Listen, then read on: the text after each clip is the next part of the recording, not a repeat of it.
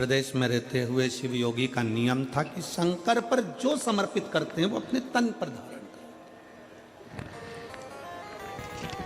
शिव को अगर भस्म चढ़ाइए तो वो भस्म अपने तन पर धारण कर ले। शंकर को अगर जल चढ़ाया गया है तो उस जल का आचमन कर लेंगे। शंकर भगवान को अगर बेलपत्र चढ़ाई गई है तो वो बेलपत्र भी अपने मस्तक पर रखकर उसका स्मरण करेंगे। शिव को अगर पुष्प चढ़ाया गया है तो वो पुष्प अपने कानों में लगा लेंगे।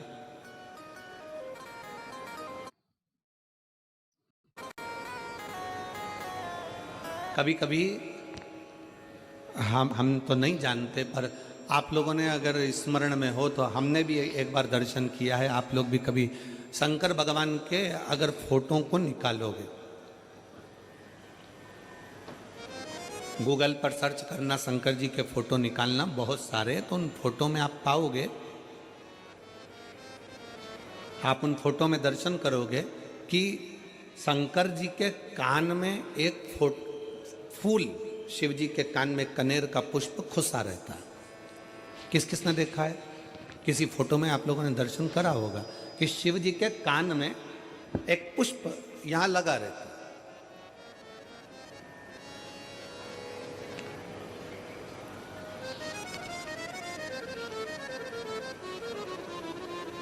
भगवान अगर श्रीनाथ जी का दर्शन करोगे, नाथ द्वारा में श्री जी बाबा का दर्शन करोगे,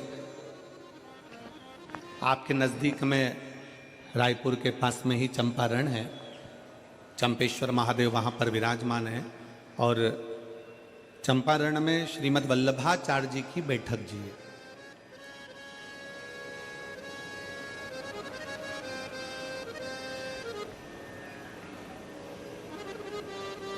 जिन्होंने पुष्टि मार्ग को प्रगटाया, ठाकुर जी के चरणों की सेवा सिखाई। और श्रीनाथ जी का अगर दर्शन करते हो, श्री जी बाबा का अगर दर्शन करते हो, गोवर्धन नाथ जी का अगर दर्शन करते हो, तुम्हारे घर में अगर श्रीनाथ जी का कोई फोटो है, गोवर्धन नाथ जी का अगर कोई फोटो है, श्री जी बाबा का अगर कोई फोटो है, तो उस फोटो में आप दर्शन करेंगे कि श्रीनाथ जी का जो हस्तकमल ऊपर है, उस हस्तकमल पर एक पुष्प रखा हुआ है। एक पुष्प श्रीनाथ जी के हस्तकमल पर है, एक पुष्प शंकर जी के कर्ण पर है। दोनों पुष्प साधारण नहीं है। श्री जी बाबा के हस्तकमल पर जो पुष्प है वो जमुना दास जी ने दिया था। वो पुष्प मेरे गोवर्धन नाथ जी के, श्रीनाथ जी के हाथ पर आज भी रखा हुआ। वो पुष्प साधारण नहीं है जो भगवान श्रीनाथ जी ने अपने हस्त पर लिया, और वो पुष्प भी साधारण नहीं है जो भगवान शंकर के कानों पर रखा हुआ है। जमुना दास जी ऐसे संत जिन्होंने ठाकुर जी के इतने प्रिय कि ठाकुर जी के लिए रोज नई नई माला तैयार करते थे, रोज नया नया श्रृंगार तैयार करते थे। भगवान गोवर्धन नाथ जी के लिए, श्रीनाथ जी के लिए रोज नया नया श्रृंगार बनाते थे। एक दिन जमुना दास जी ने एक डलिया में पुष्प देखा तो उन्होंने फूल वाले से कहा, पुष्प वाले से बोला, भैया ये फूल मुझे दे दो। जमुना दास जी, फूल की कीमत 1 रुपया है। जमुना दास जी ने कहा, ठीक है, ये फूल 1 रुपये लो और तुम मुझे दे दो।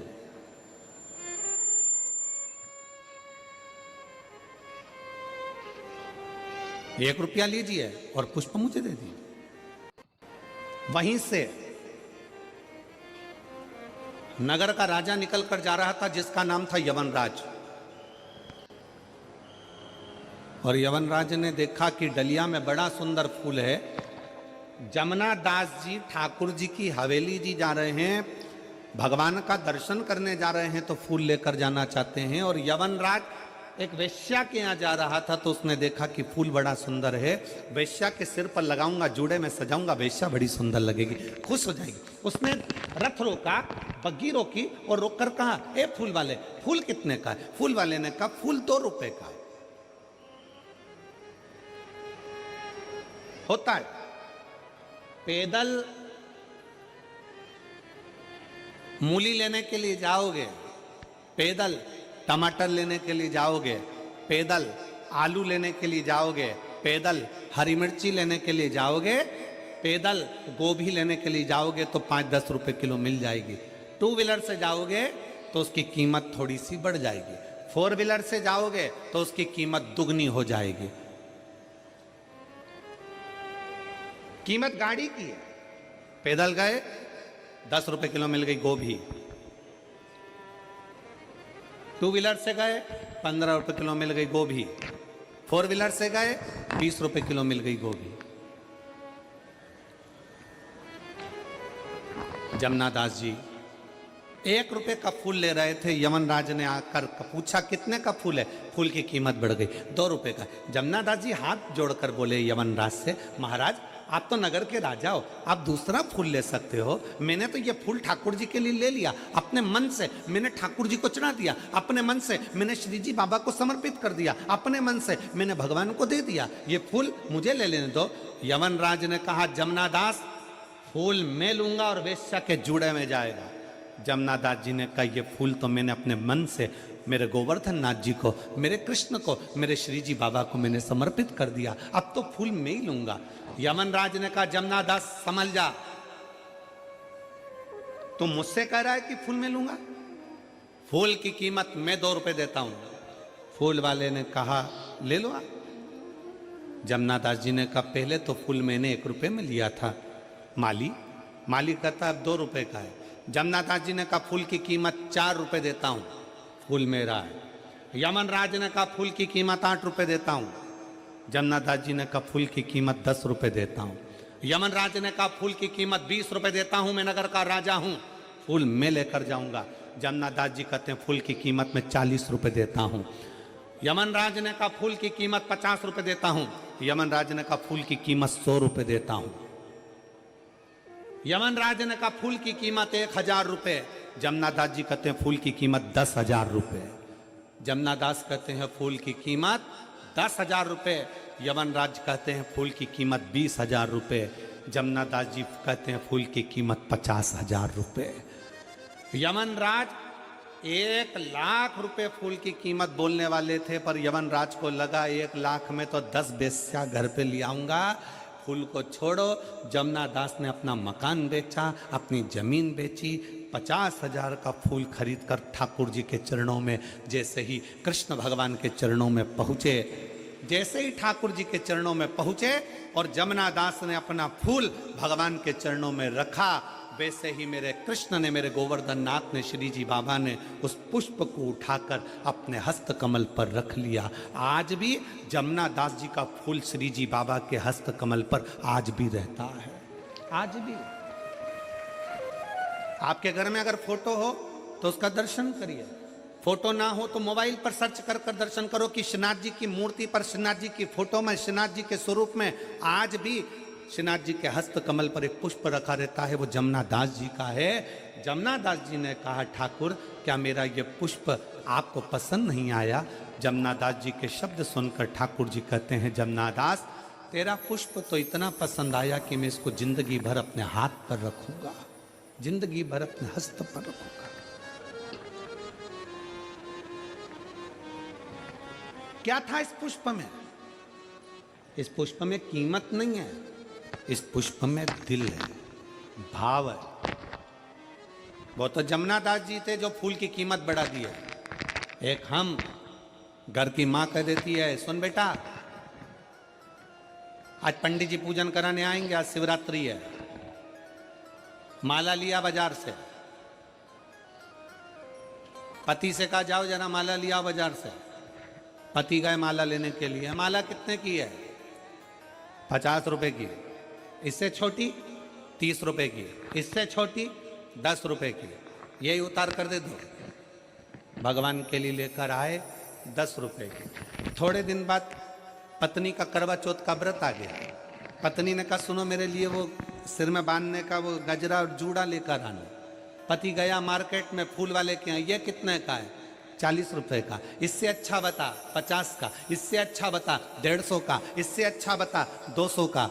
पत्नी के लिए लेकर आया तो अच्छे से अच्छा लाया, बच्चों के लिए लाया तो अच्छे से अच्छा लाया, और परमात्मा के लिए लाया तो सस्ते से सस्ता लाया। भगवान भी समझ जाते हैं तेरी दृष्टि में मैं हल्का हो गया, मेरी दृष्टि में तू हल्का हो गया। मेरी दृष्टि में तू है। भगवान कभी नहीं कहते कि मुझे बहुत सारा धन दो, भगवान कभी नहीं कहते कि मुझे बहुत सारी संपदा दो, भगवान कभी नहीं कहते कि मुझे ढेर सारी पूंजी दो। भगवान तो कहते हैं कि तू दिल से मुझे जो समर्पित कर रहा है वो मेरे लिए नहीं, तू तेरे लिए कर रहा है, तेरे लिए।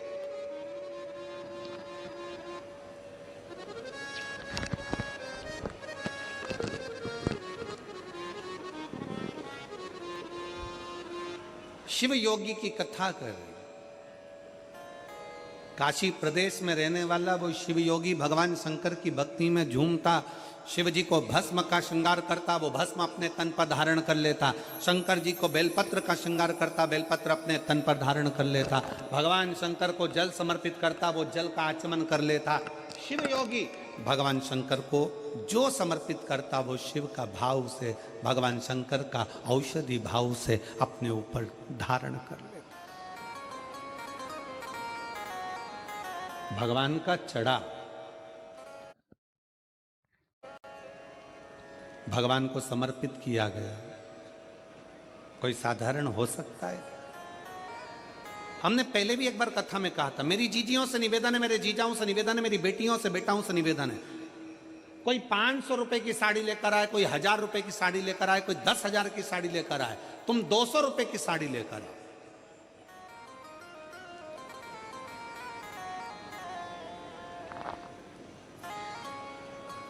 और किसी को मत बोलना कि ये साड़ी 200 रुपए की है,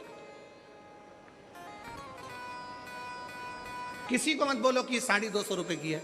वो साड़ी को तुम लाए, सबसे पहले उस साड़ी को उतार कर, उस साड़ी को उस पन्नी में से निकाल कर, उस पॉलिथीन में से निकाल कर, उस साड़ी को बैग में से निकाल कर सबसे पहले माता पार्वती जी को, जो घर में तुम्हारे देवी हो, कुल देवी हो, कुल देवता हो, शंकर जी का शिवलिंग हो, गणेश जी की मूर्ति हो, ठाकुर जी हो, लड्डू गोपाल हो, जो तुम्हारे घर में, उनको अपनी वो साड़ी लाकर एक बार उन पे चढ़ा दो, उनको छुआ दो।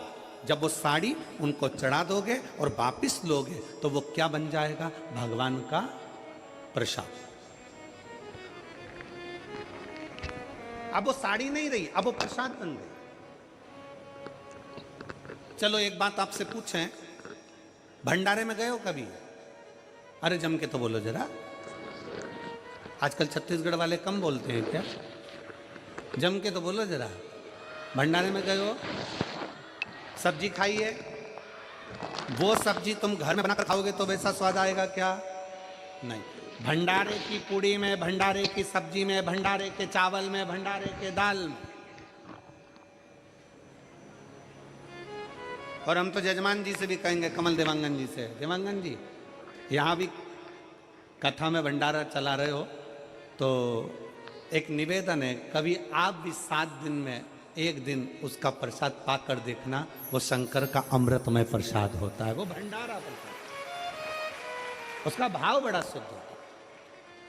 कभी मौका मिले तो एक आध बार गुरु नानक देव जी के गुरुद्वारे में लंगर में जाकर देखना, कभी मौका लग जाए एक बार गुरु नानक देव जी का कहीं गुरुद्वारा हो और उस गुरुद्वारा का लंगर का प्रसाद चख कर देखना, उस प्रसाद की महत्वता को जानोगे कि लंगर जो हम चखते हैं उसका क्या है।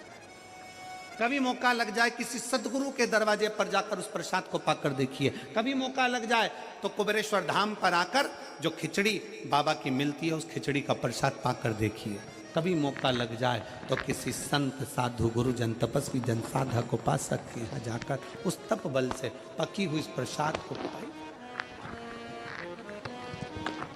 उसका स्वाद देखिए। साड़ी वही है, 200 रुपए की साड़ी है, किसी को मत बताओ कि 200 की है, बस उसको ले जाके भगवान को चढ़ा दो, प्रसाद बन जाए। अब वो प्रसाद बन गई तो वो कीमत वाली हो गई, वो प्रसाद बन गई तो उसमें स्वाद आ गया, वो प्रसाद बन गई तो भगवान का स्वाद हो गया, स्वाद।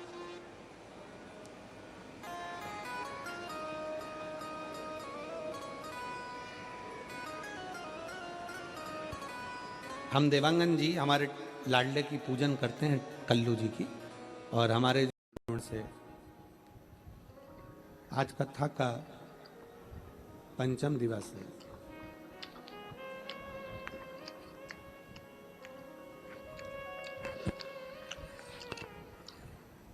हम अपनी इंद्रियों को कितना संयमित रख सकते हैं।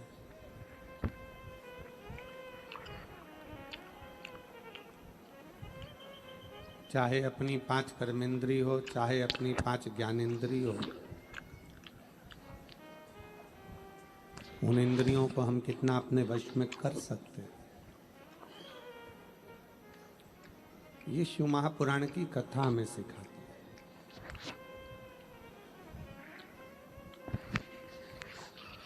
सारी इंद्रियों में 2 इंद्रियां बड़ी प्रबल है। एक अपने नयन, दूसरा अपना मन।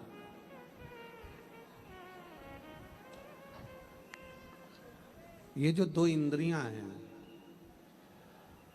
ये इतनी विचित्र हैं कि एक मन, दूसरा नयन।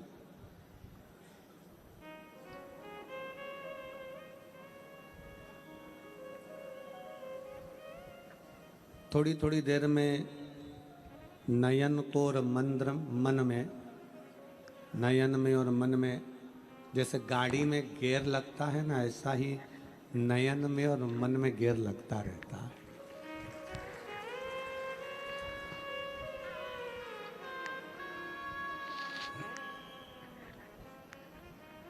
थोड़ी थोड़ी देर में मन कथा में रमता है, फिर कहीं चले जाता है।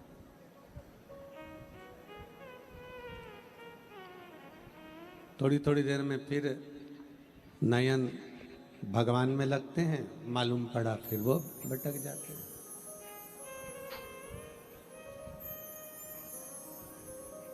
और पूरी इंद्रियों में 5 कर्मेंद्री हैं, 5 ज्ञानेंद्री हैं और एक मन है। आज साउंड अच्छा कर दिया, उसके लिए धन्यवाद बहुत है।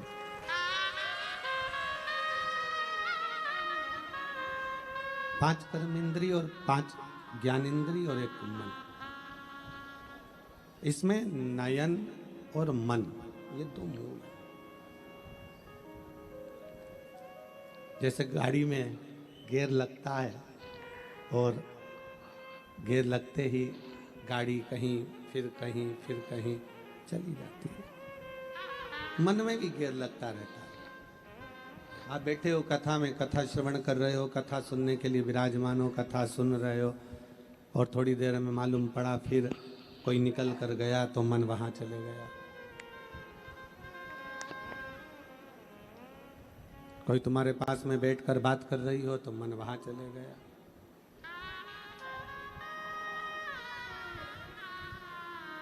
इसलिए शायद कीर्तनकारों ने गाया है कि ये मन बड़ा चंचल है, कैसे तेरा भजन करूं। जितना आप इसको जितना काबू में करना चाहेंगे, ये उतना भटक जाता है।